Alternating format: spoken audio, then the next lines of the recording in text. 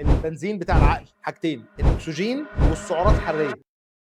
لما العميل يقول لك ايه غالي، هنقول له غالي بالنسبه لايه؟ طيب فكر كده معايا مكان العميل حصل ايه في دماغه؟ مش في شاكوش ضرب في دماغه؟ في كام رد هنا؟ بالنسبه للسوق وغاليه عليها، يعني هي الوحده نفسها ما تستاهلش الرقم ده، غاليه عليا. وفي غالي بالنسبه لايه؟ لقبل كده، يعني من سنتين بالظبط سالت على نفس الوحده دي لقيتها نص السعر. فانت عندك كده كام اختيار؟ 4. اول حاجه غالي بالنسبه لمين؟ المنافسين. يقول لك في منافسين تانيين ارخص منك. ما تجيش بقى تقول له زي البائعين التانيين بتاع ايه بقى اللي حضرتك سمعته؟ ليه؟ هيحور ساعتها. يعني انا كديفلوبر همشي على الخطوات دي واحده واحده. انا كبروكر بقول له ايه؟ تمام يا فندم، انا معايا السوق كله، عشان كده كنت عايز اعرف بنفس القيمه دي. نفترض بقى العميل قال لك ايه؟ واحسن منك كمان.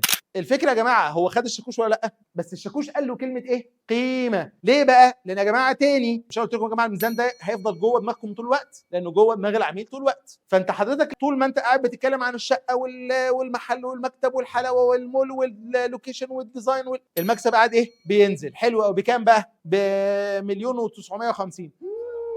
فالقلم ايه؟ قاعد بينزل. هنا بقى بيقول لك بس ده غالي قوي، فانا عايز ارجع ايه تاني؟ كفه المكسب. ارجع تاني كفه المكسب ازاي؟ لما اقول كلمه ايه؟ نفس القيمه دي، عشان افهمه ان في قيمه هتدفع في الجزئيه دي. فيقول لك ايه؟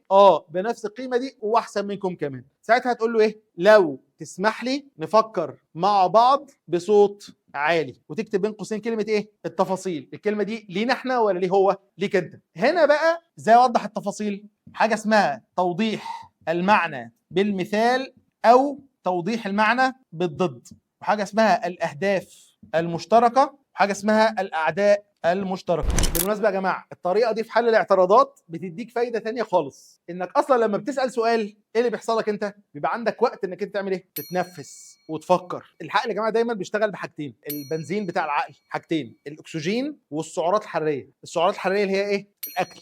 والاكسجين بيجي منين؟ من النفس. فعشان كده لو انت قعدت بقى تتكلم وتحاول تحل اعتراض بالمنظر ده، انت نفسك مخك هيحصل له ايه؟ بيجي في مرحله معينه يقف. فالصح دايما تدخل له اكسجين طول الوقت. نيجي بقى للنقطه دي، جه العميل قال لك ايه؟ قال لك غالي. قلت له تمام يا فندم، انا مع حضرتك. بالنسبه لايه؟ قال لك بالنسبه للمنافسين بتوعك، في اسعار في السوق اقل منك بكتير. تقول له ممتاز، انا يا فندم معايا السوق كله، بس كنت عايز اعرف من حضرتك هو المشروع ده بنفس القيمه دي؟ فالعميل يقول لك بنفس القيمه دي واحسن منه كمان. فقول له ممتاز جدا، لو تسمح لي نفكر مع بعض بصوت عالي. انا كبروكر او ديفلوبر ما اقدرش اخبط في المنافس بعنف، وانا كبروكر اكتر ما اخبطش اصلا في المنافس بعنف. اخبط ليه بعنف؟ انا ممكن بعد ما اخلص اقول له ايه؟ تعالى نشتري في المشروع التاني. صح؟ البروكرز يعملوا كده. طب انا ديفلوبر برضه ما تخبطش في المنافس بعنف. طب ليه؟ لان المنافس لو انا خبطت فيه بعنف، اللي بيحصل ان العميل بيبدا يتبنى وجهه نظره كنوع من انواع الدفاع عنه. يعني انت بتتكلم مع حد مثلا فقال لك مثلا فلان الفلاني، فلان ده المنافس بتاعك في اي حاجه، او عايز تقول ان هو وحش، ما تقولش وحش مره واحده. لو قلت وحش جامد مره واحده هيحصل لنا ايه؟ بس هو كويس. طب ايه اللي خلاه ياخد وجهه النظر دي؟ لان انا خبطت بعنف.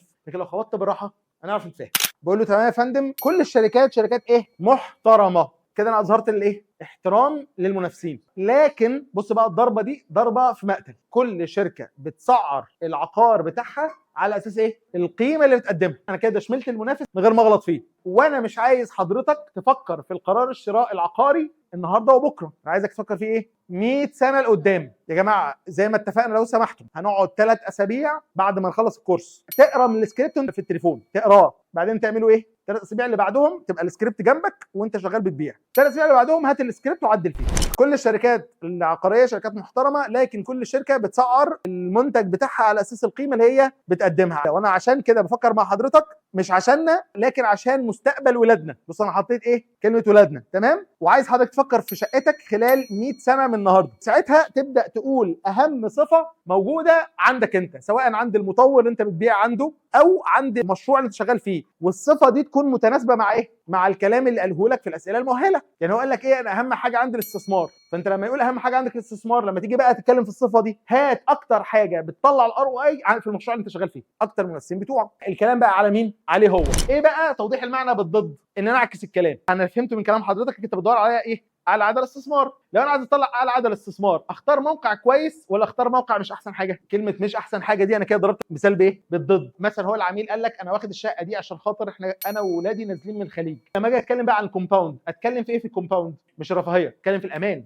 لان اللي بره مصر تصورات ايه عن مصر؟ العيال بتتخطف في الشارع وان البيوت مش عارف كذا، فكلموا بقى عن الامان وكلموا عن السكيورتي وكلموا عن كاميرات المراقبه. طيب واحد تاني قال لك ايه؟ قال لك انا عايز اشتري الشقه دي اسكن انا فيها، بس انا مثلا ايه هاخد شقه ليا وشقه لوالدي ووالدتي، فساعتها بقى اكلموا عن الخدمات القريبه جدا من كل حاجه، واكلموا عن اللي مش عارف طبعا عايز حاجه تجاري استثمار، اكلموا بقى عن المحلات التجاريه في العاشر من رمضان والموقف الجديد. ايه الضد بقى؟ هقول لحضرتك على حاجه. لو انا مثلا خدت وحده تجاريه في لوكيشن مش احسن حاجه، ما قلتش اللوكيشن وحش، اقول ايه مش احسن حاجه واسكت، اسيبه هو ايه يفكر. ممكن ما يردش على فكره، يعني هل مثلا يرد يقول لك فعلا عندك حق ان هو مش هيعمل كده، هيسكت، بس الاجابه طلعت ايه جواه، وده اللي انا عايزه. فاروح انا رادد بقى ان انا ساعتها اللي هيحصل اني لما اجي اقدر الوحده دي او اجي ابيعها بعد كده هلاقي السعر ايه ما طلعش زي ما انا كنت مستني. مين بقى الاهداف المشتركه بينه وبين العميل؟ ولاده. لما اتك على حته ولاده ده هدف مشترك بينه وبين العميل. طب ايه الاعداء المشتركه بينه وبين العميل؟ الظروف الاقتصاديه. ان انا الظروف الاقتصاديه بتاعت البلد لما يحصل مشاكل،